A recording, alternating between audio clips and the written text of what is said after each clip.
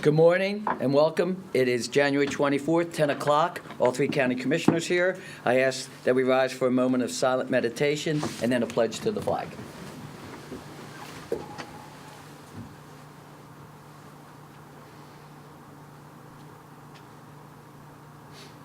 Thank you. I pledge allegiance to the flag of the United States of America and to the republic for which it stands, one nation, under God, indivisible, with liberty and justice for all. Good morning. We now have consents and approvals, please.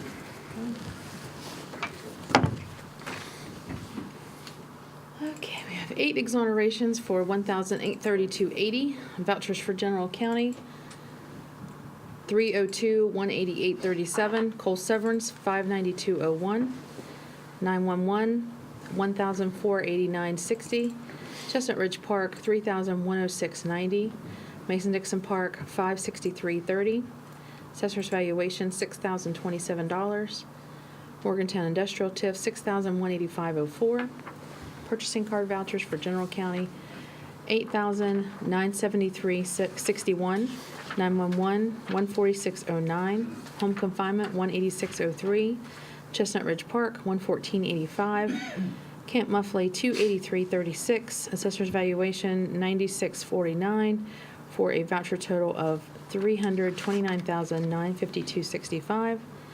We have vacancies for boards and authorities, the West Run Board of Zoning Appeals and the Planning Commission, and fiduciary orders for January 24, 2018. Move for approval. Second. Been properly moved and second. All those in favor say aye. Aye. Passes. I don't believe we have any introduction of new employees or personnel changes. At this time, we will look for comments from the public. And even though several people called, I guess they weren't able to come in. So I don't see any public comments. Colleen Kuhn and grants. Seems to be a expedited meeting. Okay, correspondence.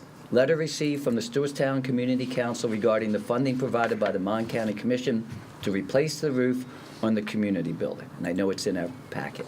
Okay? Yes. Do you want me to read it? Yes, please. Okay.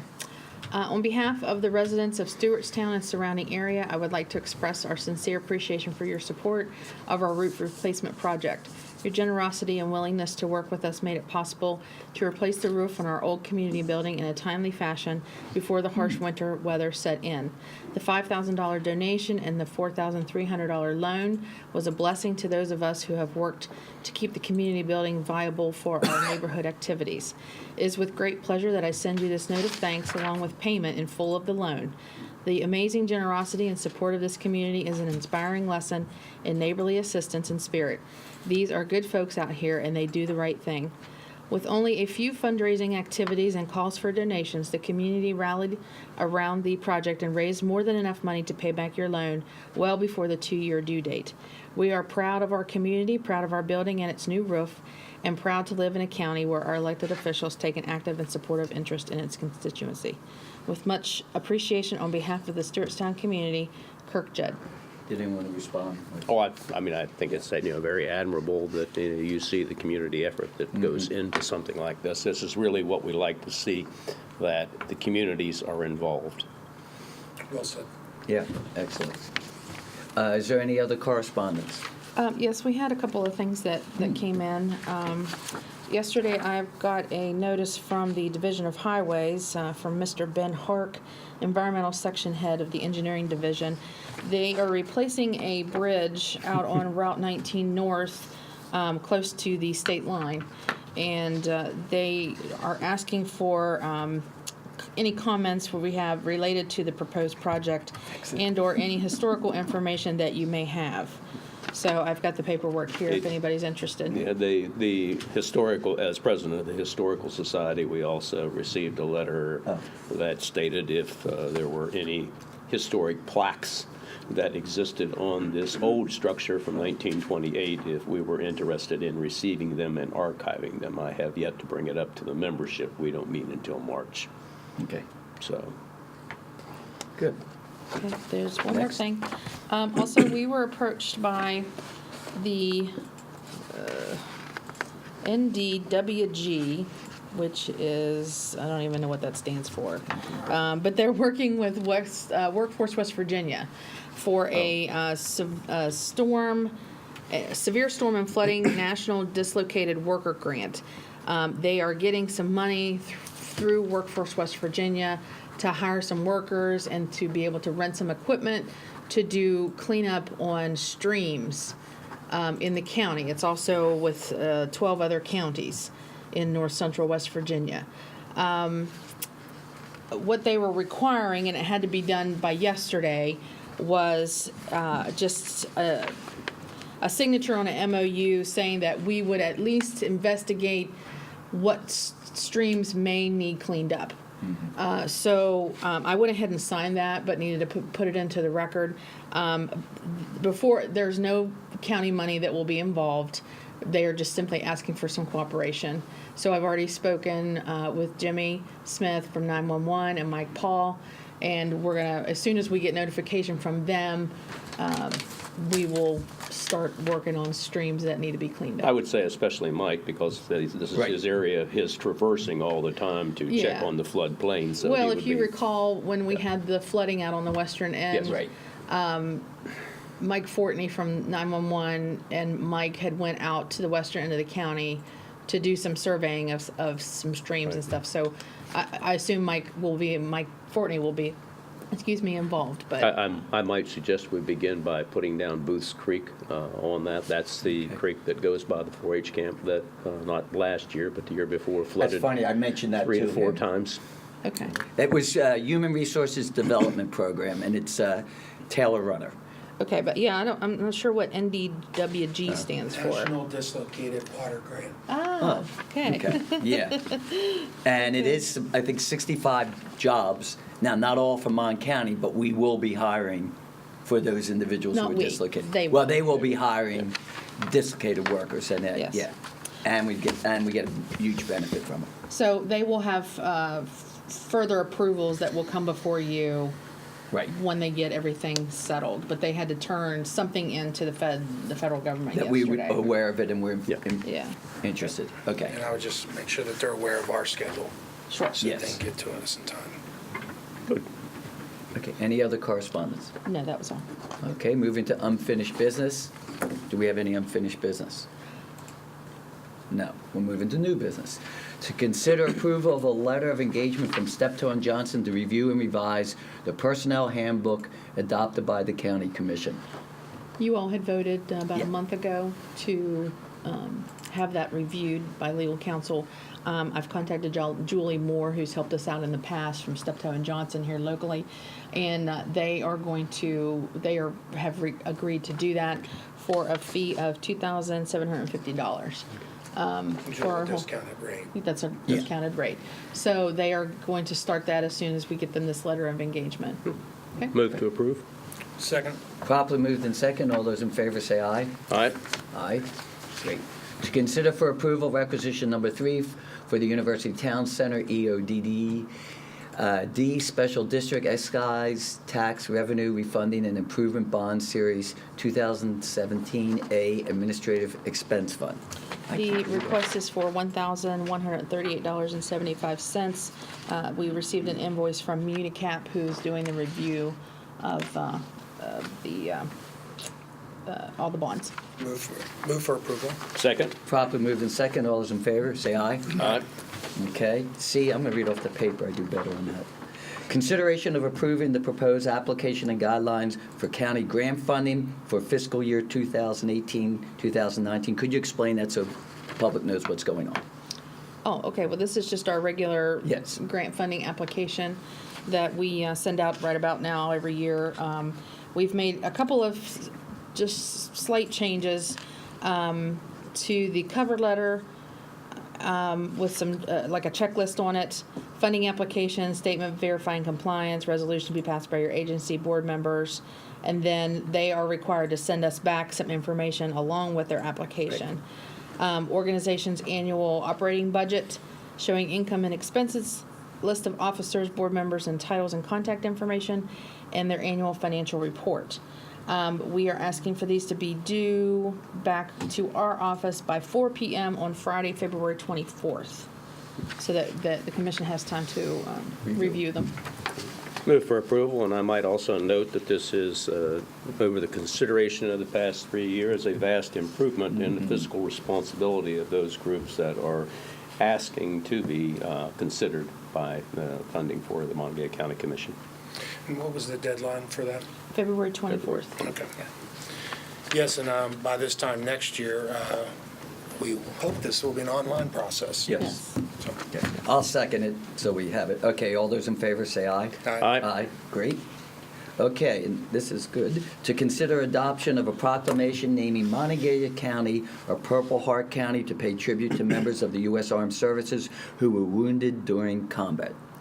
We received a letter from Charles Baisden. He's the West Virginia State Commander of the Military Order of the Purple Heart, and they have a mission right now to go to all 55 counties and to get each county proclaimed a Purple Heart County to honor those people that have served and been wounded. I have a proclamation ready to be approved today. I did talk to the local chapter, which is actually out of Grafton, and he is an elderly man and just wasn't able to come down today. But do you want me to Yes, read please. the proclamation? Yes, please. Okay. Whereas the Purple Heart is the oldest decoration in present use and was initially created as the badge of military merit by General George Washington in 1782.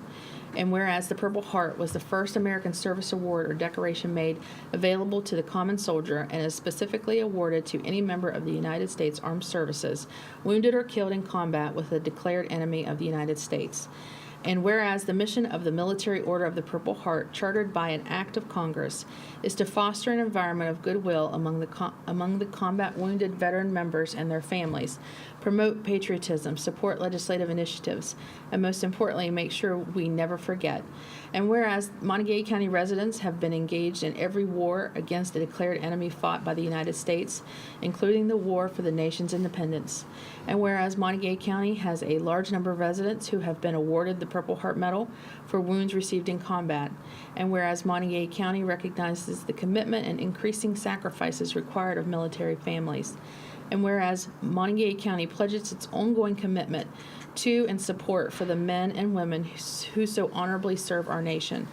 Now, therefore, be it proclaimed that the Monongalia County Commission does hereby declare Monongalia County as a Purple Heart County in the state of West Virginia, adopted this 24th of January, 2018.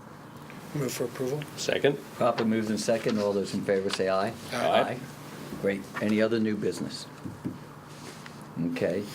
Reports from elected officials, and I appreciate this time if the Deputy Director of the Office of Homeland Security and Emergency Management and Mecca 911 would come before us, Harold Sperringer, and explain what he has to explain. You could go in front of the mic. That might I'm be. going to hand you the. Oh, I got okay. some packets for you. It contains some photos, some information. Okay. Thank you. Thank you.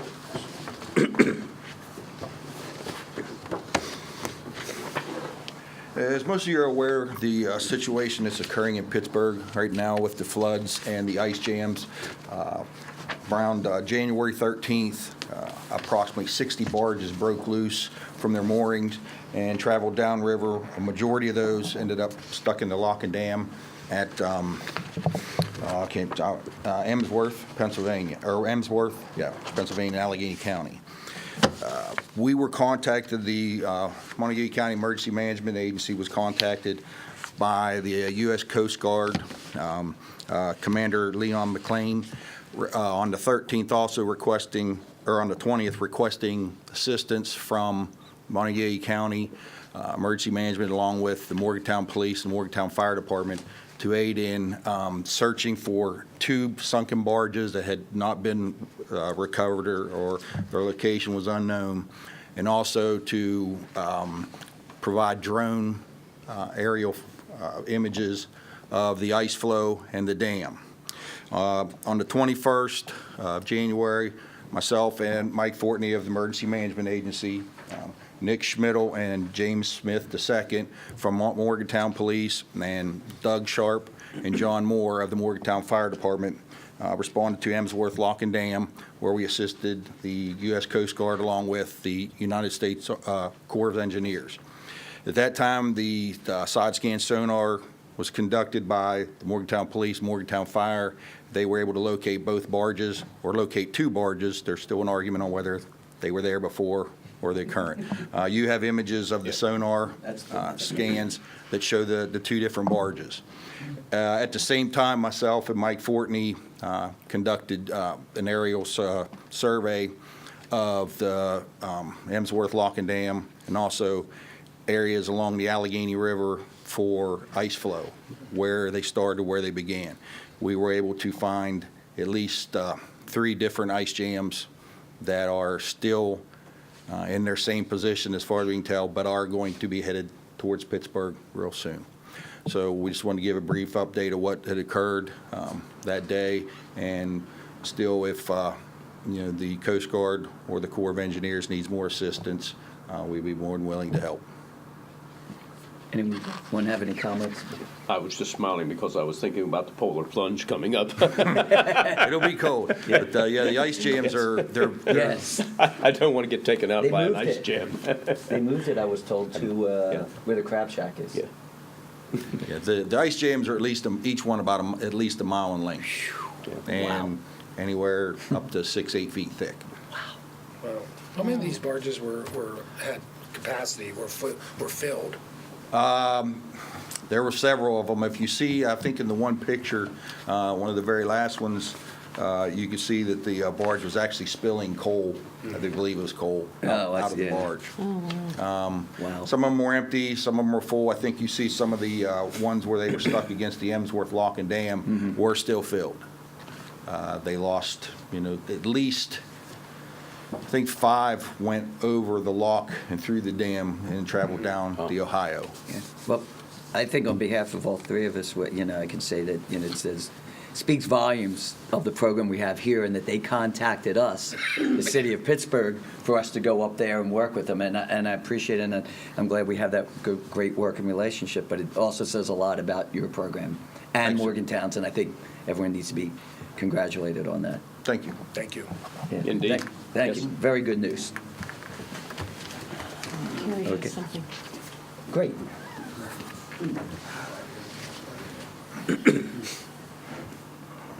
I just wanted to bring you up to date. Last week I came before you about the temporary precinct changes for Star City. And after you approved the notice of that temporary precinct change, we were moving the precinct 23 and 25, which has always been at St. Mary's Catholic Church. We were going to move it to the Knights of Columbus building, which was across the street. I was contacted by the management company that is operating that building now, and was told that we were not going to be able to use that location. So I put forth an amended notice of temporary precinct location change. We are going to move that location to the WVU Alumni Center, which is where we were holding, where we moved our health department precinct, and where we will also be having early voting. So I just moved it over to there. Do you want us to make an amendment? I mean, If you would, I have not. just prove the amendment and then as stated. Right. I held off until today for the amended notice before I published it in the newspaper. Okay. They contacted me right after the meeting last week. Move to approve the Thank you. relocation. Second? Properly moved in second. Thank you very much. All those in favor, say aye. Aye. Aye. Great. Anyone else? Hello, Kelly. Anything else? Welcome. At this time, County Commissioners, right side. Oh, okay, thank you. Take a look. All commissioners did appear and address this year's Leadership On class on Thursday morning. Monday, we had the Extension Services Committee meet, which I'm a member. Last night was 4-H Camp Board. At that time, we did review and approve the preliminaries of the design of the pool should funding be made available.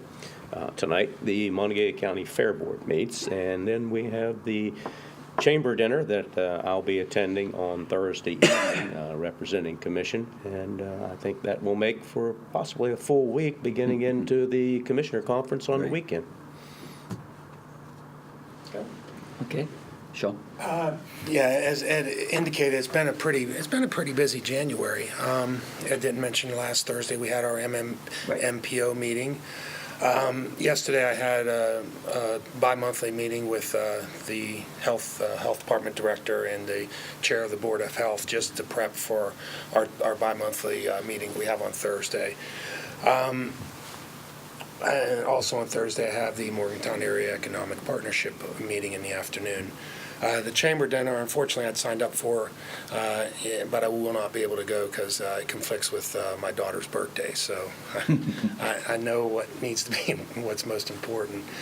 And as Ed mentioned, or Commissioner Hawkins mentioned, we have a conference that will be starting this weekend for the County Commissioners Association of West Virginia, which concludes with Tuesday's Monongalia County Day at the legislature. So it is indeed a busy week. In general, I'm sure everybody saw the headline in the paper this morning where we've got initial nod from the FAA that our justification study was going to be approved, which is cautiously we're proceeding forward, but that's a big step. The next thing needs to be approved is our benefit cost analysis and the environmental assessment, but hopefully those other two approvals will come in short order. And I know we have DOE here at 1 o'clock, but I want to recognize in the public session of something I had correspondence with DOE regarding a problem. Business owner called me about the corner of Burroughs and Van Voorst. And when they had milled that, they took away the line in the middle of the road that tells people to stop. So they weren't following the sign, and everybody was blocking his entrance, which causes a major issue. If somebody's trying to turn into his entrance, it just blocks everything. So I got in touch with Fawad Shokri, who is he's the one that deals a lot with traffic flow and lights, and I thought this was something up his alley. So I did call him, or I emailed him and asked him if he could look into it. He said he would do it first thing the next day, and I was going by around lunchtime, and there was a crew there painting the roads. So I'm waiting for the first person to say, why are we painting the roads when they haven't paved yet? But of course, it's not everybody knows all the details. So I'm sure people saw DOE painting a road that had just been milled. But it's a safety issue, and it needed to be, we couldn't wait till the road was repaved. So I really appreciate how quickly he acted on that. And this is the second time I've contacted him for an issue since I've been in office, and it's something each time he's addressed it the very next day. So I want to make sure that we mention that to Dawn this afternoon. Other than that, having I'll make one little slight Sure, go ahead. correction. Sure. It is Monongalia County and Preston County's Right. day at the legislature. Yes. We don't want Sorry. to leave out the free state of Preston, folks, okay? Exactly. We know who our neighbors are. So then the other biggest thing on my agenda this week is having by the time we meet the next time, I'll have, both my daughters will have their birthdays, so our household's kind of turned upside down. So hopefully things will resume to normal next week. That's good news. First of all, let's go with the third thing with the DOE.